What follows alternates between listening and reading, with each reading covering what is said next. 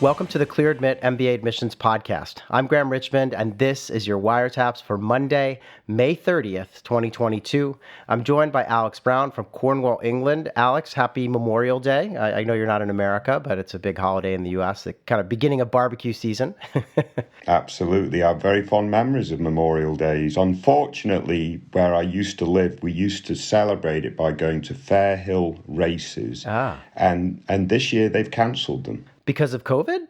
Or no, they have some excuse. Okay. Oh, that's too bad. They're cancelled anyway for this year. Oh, that's too bad. Yeah. And so obviously, Memorial Day is sort of to honor all those who have made the ultimate sacrifice for freedom. So, just want to give a nod there. But I also have a lot of fond memories when I was living in the States of, celebrating in backyards and eating all kinds of amazing food. So what's going on in MBA admissions land? Well, a couple of interesting things. This upcoming week is kind of like the final week of sort of decision releases, other than Harvard's deferred admissions program, which is in another month or so. Yeah. But the traditional sort of round 3 decisions, this upcoming week we're looking at Sloan, Stern, and Cornell are releasing decisions. And that really winds up the season, other than HBS, as well as other than wait lists. Yeah. And I did notice last week, actually today, the day we're recording, Harvard released or admitted a few folks off their wait list. Now, that's really important because a school at the top of the pyramid admits folks from the wait list. That draws folks away from other schools a little bit lower down. They will then need to go to their wait list. So I'm expecting to see some additional wait list activity over the next couple of weeks. Yeah, I saw that too. And you always get this, whatever you want to call it, sort of a trickle down effect where, they go to theirs, then Wharton goes to theirs, and then Columbia goes to, everyone. So we'll see what happens, but there is movement. It is, it always happens, but as we've said all along, we think this is kind of probably a good year to be on a wait list because the schools are going to use their lists. I guess one thing I wanted to say is last week was it Booth and Stanford gave out their round 3 decisions, and probably I think I saw there was some wait list movement out of those schools too, because that often runs in parallel with the round 3 decisions. Yeah, no doubt. So for those on the wait, it's not too late yet. The key to being on a wait list at this late stage is making sure the school knows you're agile. You can come if admitted, even at this late point. That's like a big issue for schools right now. They don't want to admit anyone from the wait list that they're not sure is going to attend. Yeah, fair point. Obviously makes their job easier. I know this is that time of year where in the admissions office, it can be kind of nerve-wracking because you feel like you have your class assembled, but then, you lose a couple here and there, then you got to go to your list and you're trying to keep the balance of that class, industries, geographies, ethnicities. Everything's got to fit together like a puzzle. So it can be a tricky time. And I think most schools like to feel like the school is like the class is all sort of buttoned up before they hit June, but it's there's always some late movement, especially this year. So the other thing I wanted to mention is that over on the website we did a story about Michigan Ross has a new dean. She is a professor from Leeds School of Business. Her name is Sharon Matusik, and we did a piece about that. So just kind of interesting. I can't remember the name of the dean who was at Ross before, but he was a pretty high profile guy, and I saw he made the rounds with media quite a bit and seemed like a really great guy. So hopefully these are kind of big shoes to fill, but it seems like she seems pretty exciting. So we'll see. I don't know if you read that article or not. Yeah, no, I didn't see it. And I assume when you talk about Leeds School of Business, you talk about Leeds in, is it Colorado? No. Not Leeds, the northeast of the UK. No, I am talking about Leeds, and I believe so, in the UK. I thought that's where, now I have to go back and look. Yeah, I'm pretty sure, but I could go back and double check. But we better know our stuff, Graham, otherwise it's going to be completely revealed that we sit here talking each week and we have no clue what we're talking about. No, you're right. You're right.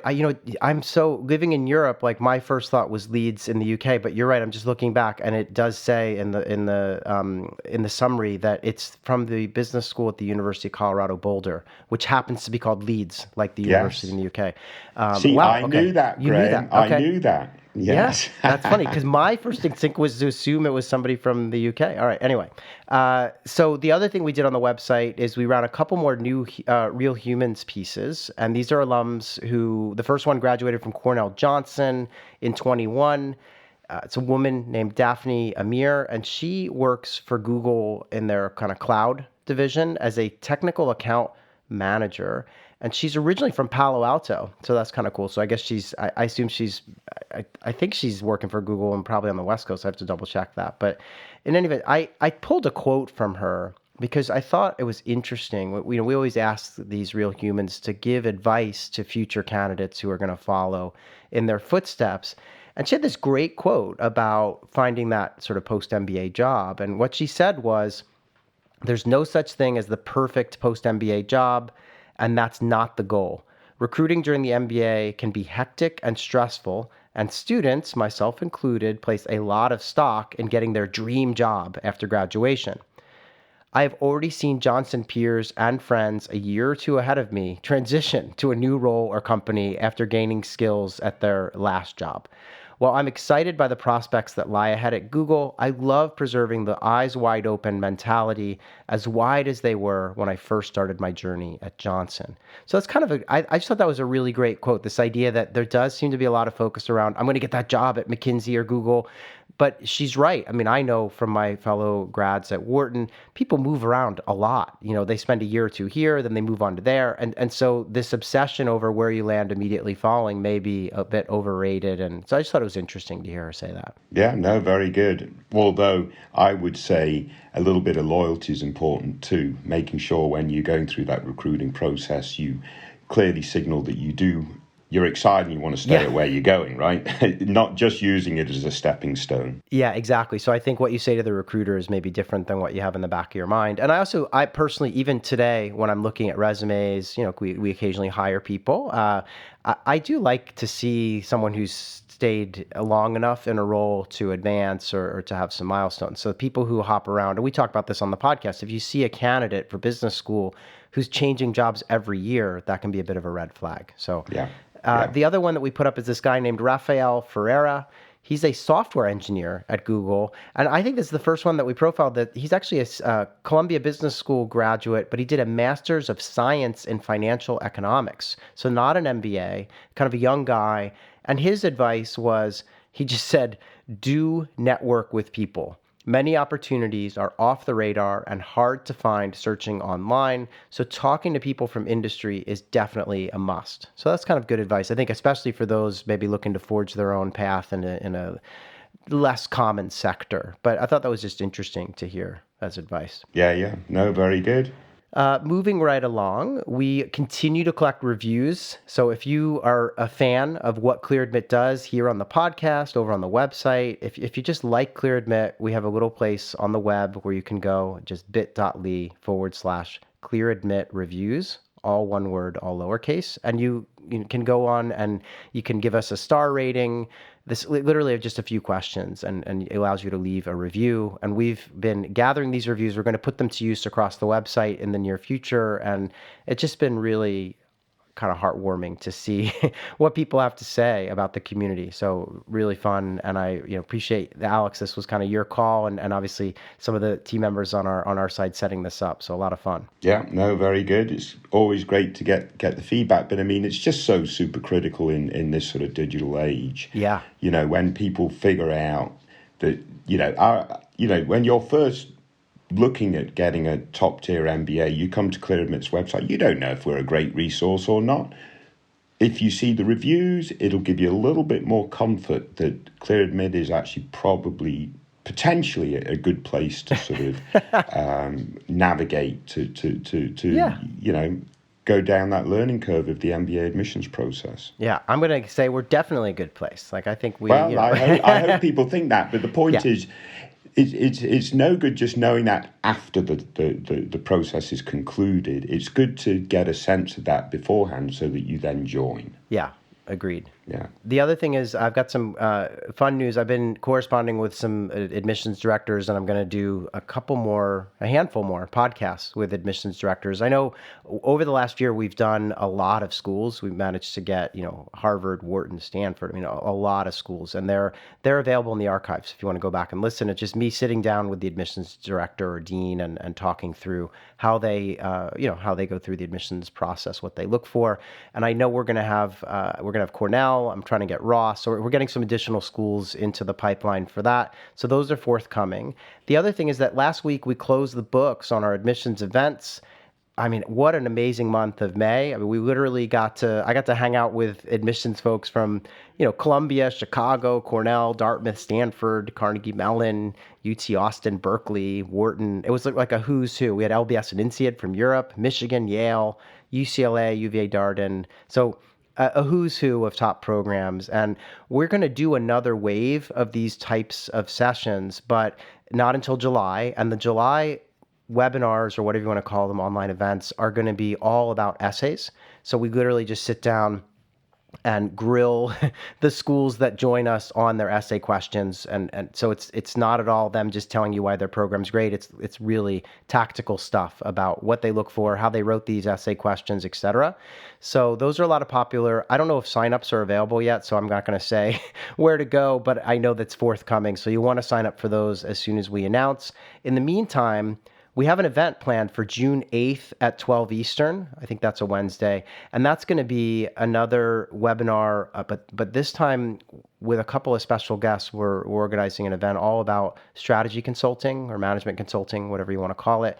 And it's just a primer so that people can understand what does it mean to go work at, McKinsey, Bain, BCG, or other firms like them? How do you get a job like that? What's the job like? And also the folks that are going to be leading that session are a guy named Chandler Arnold, who used to work at BCG and now actually works at Stacey Blackman.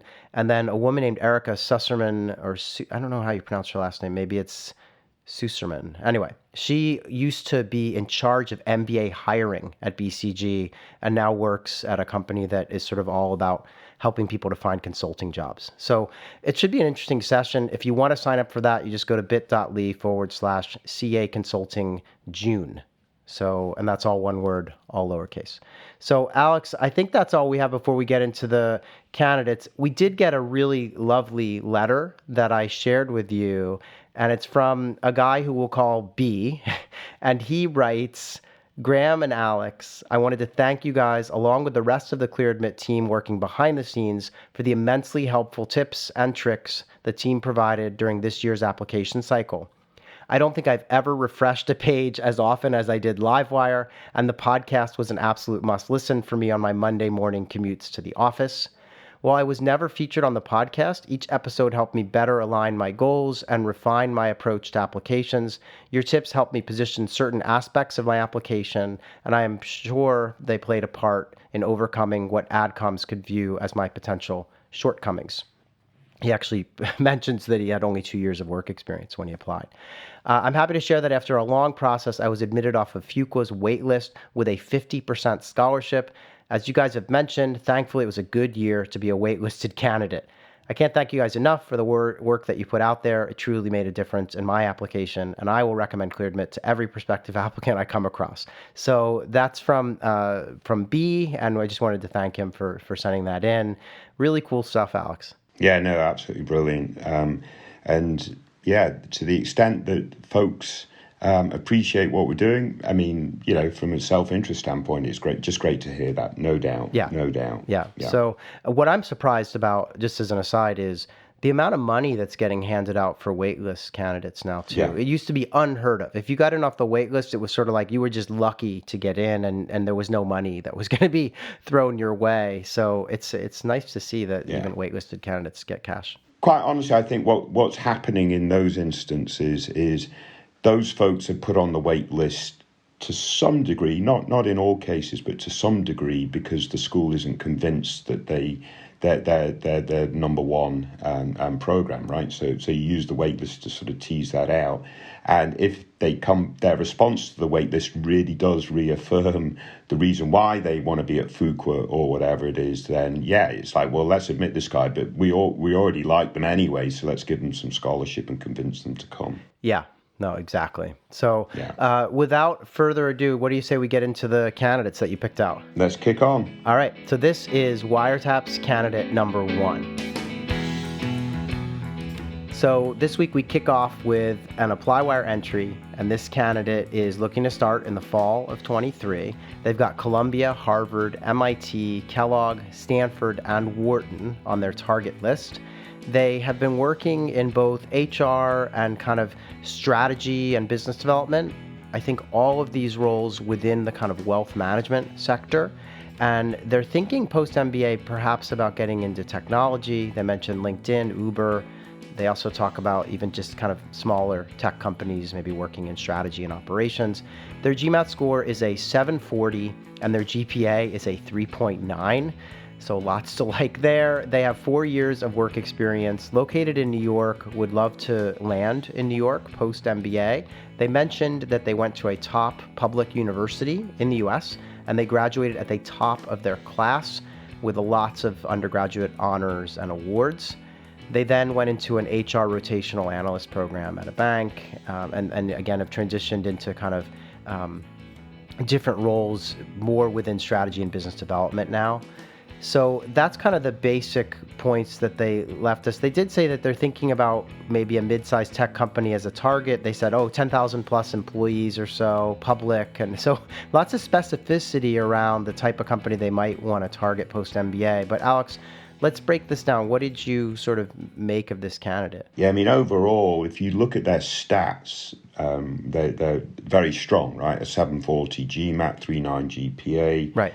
And you know, they got many undergraduate awards and honors, graduated top of their class. So all this is really super good. And I'm imagining they've actually performed very well at work. You know, they've gone through a rotational program, and then they've transitioned to a high growth strategy focus area, I assume for the same firm. And again, I'm just assuming that this will all be supported with very strong recs. Yeah. So all that side of it is outstanding and would lead you to presume that they should be targeting the very best, and they are. They're targeting, you know, Harvard, Sloan, Kellogg, Columbia, Stanford, and Wharton. So that all makes a lot of sense. Yeah, it's like the M7 basically without Chicago. Yeah. I mean, you know, why Chicago too, right? But I mean, obviously, yeah. They on all those metrics, I absolutely agree. They should be targeting those programs.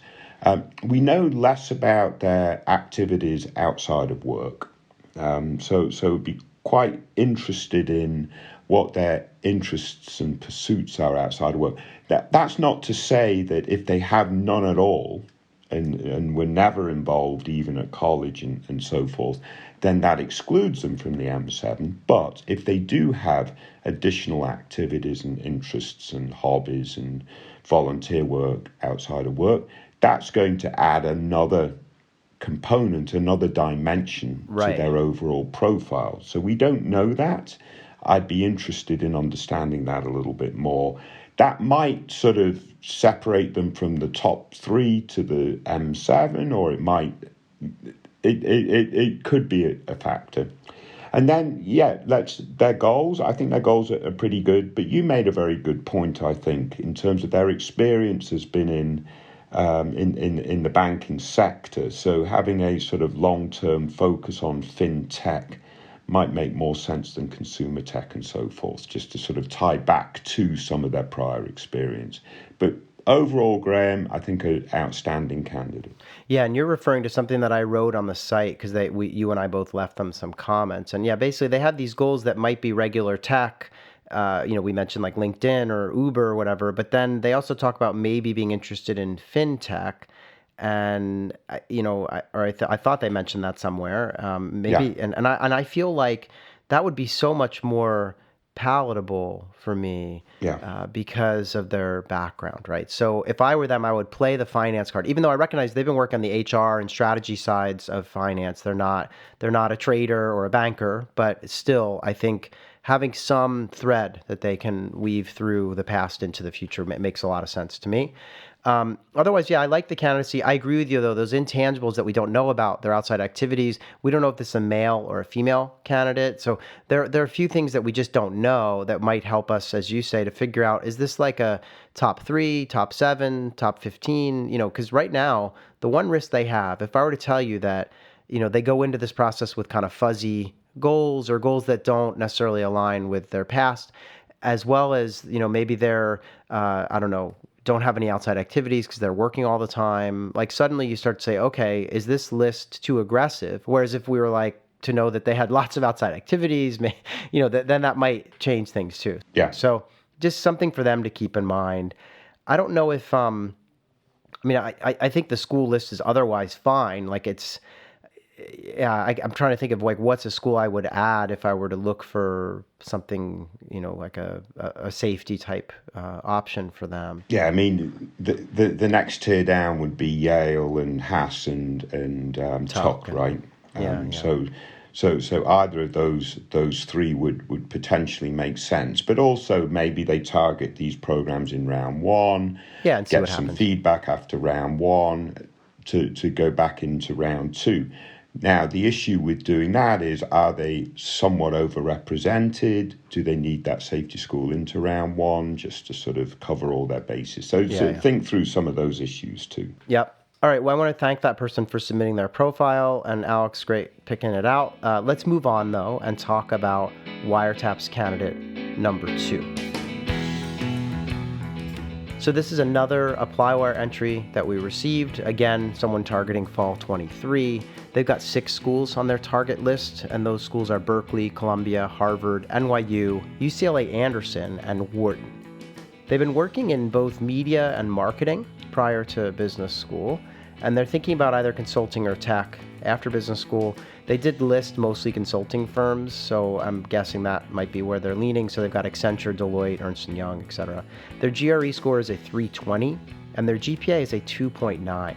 They have 8 years of work experience, and they're based in New York and also would like to land in New York, so we got a little bit of a theme there this week. They mentioned they have an unconventional career trajectory for most MBA applicants, and the reason is that they worked in analytics for a large media agency in the US, and then they pivoted to volunteering in Thailand as an English teacher, and then I think returned and work in digital media for emerging brands and startups now. So they're looking, they say, to move into green tech or sustainability as kind of a post-MBA thing, but perhaps consulting with a firm, like doing consulting right after business school, but for a firm that has some, specialization in sustainability and green tech. So that's kind of the background. I know you and I talked about this one a lot, and we both weighed in on the website, but what do you make of this candidacy? Yeah, I mean, as they admit, they're an unconventional candidate, or at least their career trajectory thus far has been unconventional. And I think what's going to be really important for this candidate in terms of their career trajectory is to explain the whys in terms of why did they transition to the volunteer experience, what they got out of that, and then transition back again and to now working in digital media for emerging brands and startups. This all could be extremely positive, but without that sort of good explanations as to the whys, that could leave AdCom a little bit and bewildered or whatever. And then obviously in each of these 3 sort of experiences that they've had to date, how they've grown, what they've gotten out of the experiences, their impact, all that kind of stuff is going to be very important. So that's one aspect that I would make sure to focus upon. Then you've got the question tied to their goals, green tech and sustainability. where's the evidence in what they've done to date for this interest in green tech and sustainability? So that needs to come through, whether it's through their work experience or maybe they're doing something outside of work in their extracurriculars, volunteering or whatever it might be that has sparked this interest. Because obviously this interest is really topical, it's really popular. But if I don't see any evidence of it in the candidate's background, I'm just going to be like, well, they're just saying this because it's a popular thing to say at this point. So they need to make sure they cover those bases. So that'll be very important. And then the third aspect of the candidate's sort of profile is their counting stats, their numbers. They're not outstanding. Their GPA, frankly, is going to be well below average. Their GRE is also below average. So they're going to need to do something about that aspect of their profile, whether it's doing some transcript repair with MBA Math or HBS Core, considering retaking the GRE or doing both. But that aspect is going to lower their trajectory in terms of target schools that are going to be accessible to them.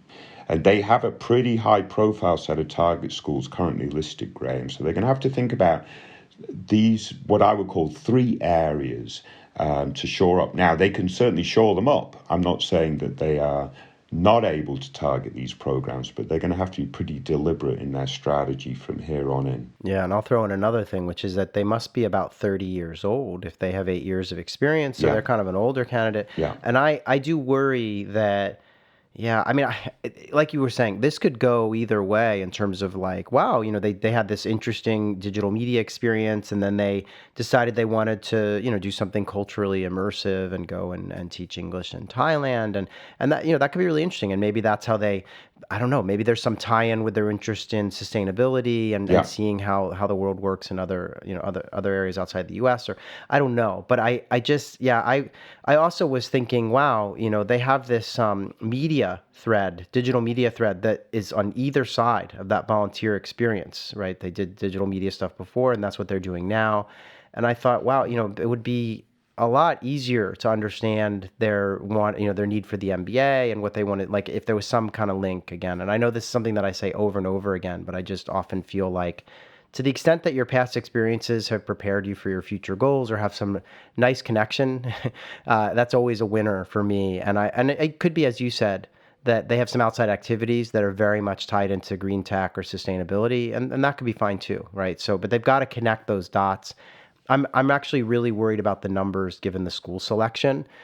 I don't know how a 320.29, makes the cut at these top schools unless there's some stuff that we don't have info on. I mean, maybe they're, a bootstrapper or they're, kind of a sought after group, but it's still, they're a little bit behind. So I would argue like you that, retake the test, get a better score, look for like 325, I would say. Because typically when you've got a 2.9, which you can't fix exactly, you've got to have an above average, like an outsized test score to kind of compensate. Yeah. And I would argue like you that they should take MBA Math or HBS Core to sort of get ready. So yeah, a lot of things that they need to do. And to your point, unless they're a bootstrapper first gen or whatever it might be, even a bootstrapper first gen has got to show and show evidence that they will be successful in the rigorous sort of first quarter of that curriculum, so it doesn't matter who you are. With a 320.29, the AdCom might be a little bit queasy about that combination. Yeah. So there is a combination of numbers that would disqualify you no matter how strong you are in other aspects of your profile. So they're really going to have to knuckle down on that aspect, I would think. Yeah, exactly. Because, I mean, obviously we do sometimes see cases where a school will give a conditional admit where they say, look, you're admitted, but you've got to go take these 3 courses before you can show up, or we want you to retake the GMAT, or, that does happen from time to time, but you don't want to be, and that means that the committee loves you so much that they're willing to kind of, make this exception, but then there's this hurdle for you to kind of cross too. So you want to preempt that. Yeah, you want to get in front of all these issues, and the reality here is we're in May. Yeah. So they have time to retake the GRE. Right. They have time to potentially look at MBA Math or HBS Core. Yeah. Best of luck to them. And, I might have underplayed this connection to green tech, because you did raise a very good point that this Thailand experience may have exposed them to some issues. And from there, that might be the sort of the nugget that got them on the pathway to recognizing the importance of sustainability from a direct personal experience, rather than just a more abstract, everybody knows the world is burning up, so we've got to sort this stuff out type thing. Exactly. So it could be a completely genuine sentiment on their part based on their personal experience. And that's what AdCom is going to be looking for. Right. Rather than, yes, everybody knows sustainability is the way to go, because we need business leaders that are much more environmentally friendly. Yeah. One last thing. We both told them we weren't super happy with the school selection, not only because it's a pretty high-end list and their numbers maybe don't mesh, but even so, they want to land in New York, and they have UCLA and Berkeley on the list, which, it could be fine. But I was sort of wondering, you mentioned, well, there's Duke, Darden, Keenan Flagler, which are also not quite as high ranked as Harvard or something, and might be smart to have on the list. And then I also threw in there Cornell and Yale, because their proximity to New York and stuff. So they just want to probably think about that aspect too. So in any event, I want to thank them for their post. And let's move on though and talk about WireTaps candidate number 3. So our last candidate for this week is another ApplyWire entry. They also want to start in 23. They have 10 schools on the target list, and it's a varied list that includes Cambridge, Carnegie Mellon, Cornell, Duke, Emory, Georgetown, Michigan, Rice, Wharton, and Yale. They've been working in IT systems, like as an analyst and doing analytics as well. They'd love to get into consulting. Their GMAT score is a 730. Their GPA is a 3.0, and they have 6 years of work experience. They're located in the U.S., and they mention that they are an overrepresented majority American citizen from a job function, IT, that is considered overrepresented as well because of the high number of international candidates with that profile. They mention that they've got some good experience. They've had promotions, worked at brand name companies, or at least one brand name company, and they are looking to kind of go into consulting. They mentioned that I can't remember where it was, but there's something in here about, the school that they attended is a public Ivy, and they did engineering as an undergrad. So I'll stop there, because I know you and I both weighed in on them by leaving comments on the site, but there were some questions from the candidate about, whether or not a top 15 school is a stretch for them, and whether it might be worthwhile to retake the GMAT aiming for 750 plus, or should they just focus on the applications at this point?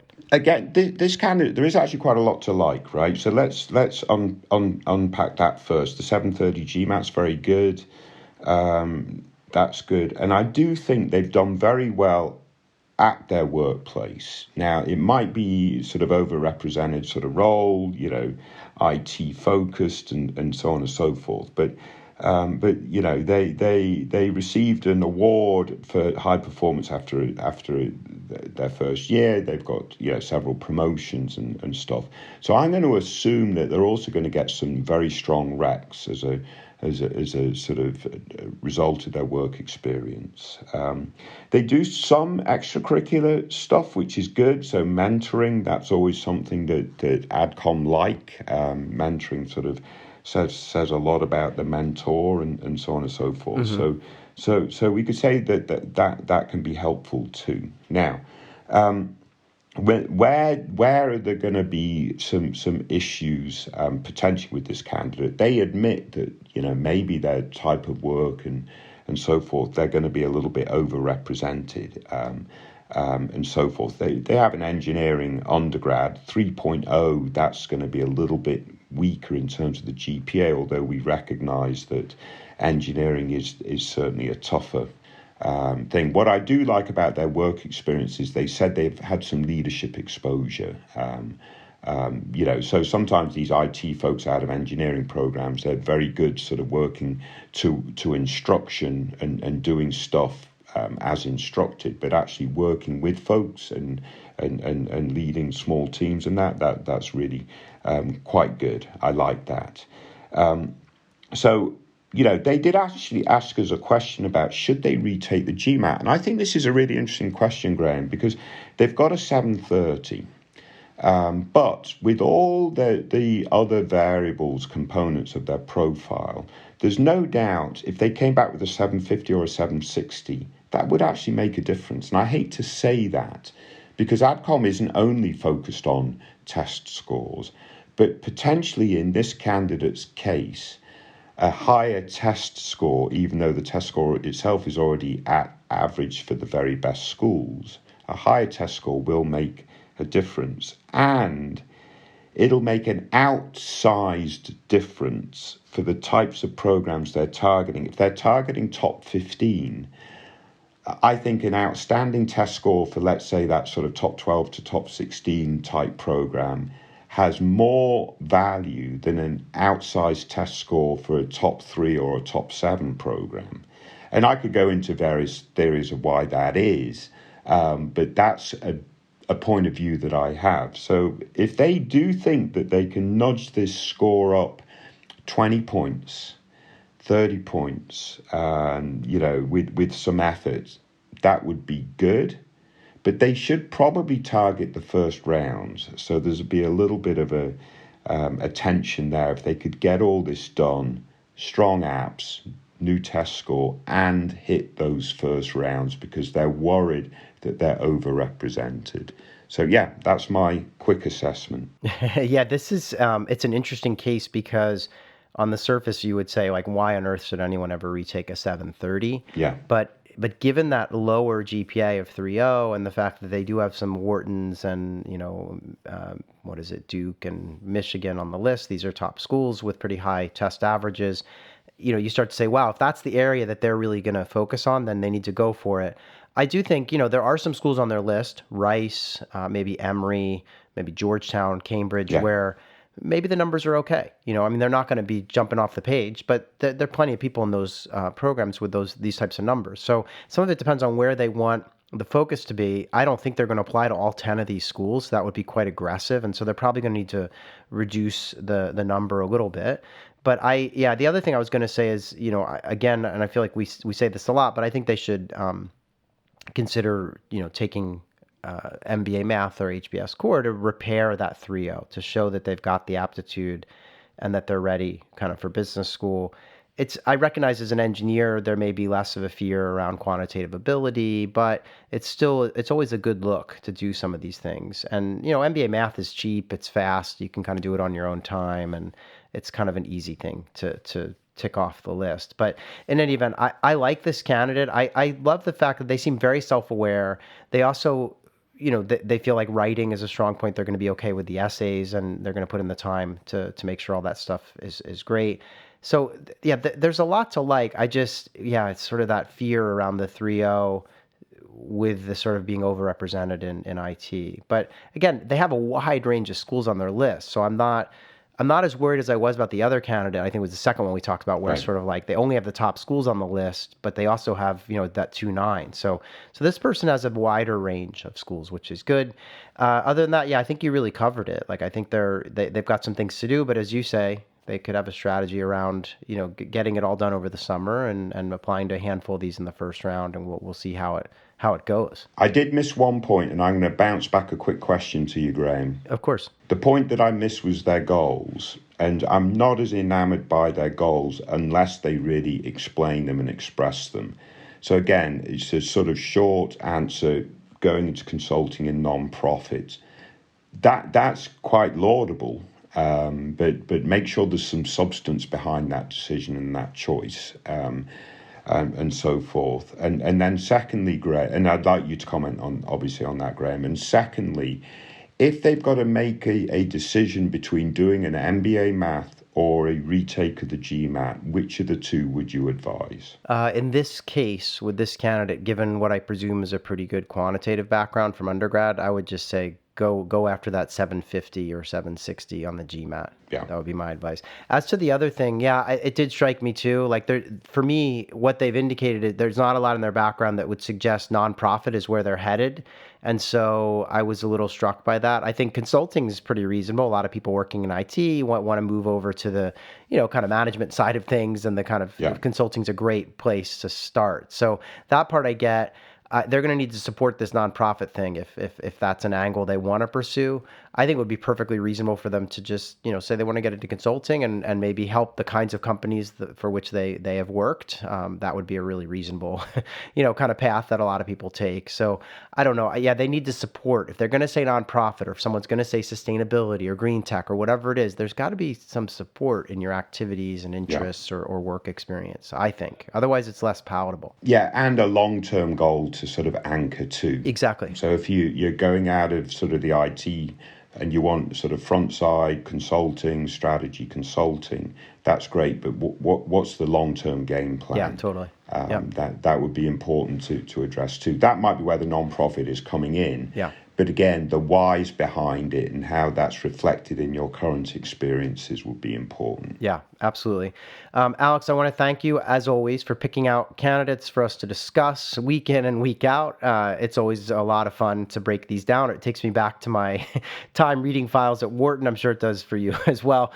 But in any event, we'll be back in 1 week's time. I want to wish everyone a happy Memorial Day. Enjoy the barbecue if you're celebrating in America. And if you're elsewhere, thanks for tuning in. And please be sure to spread the word about this podcast. Best of luck, everyone. Stay safe.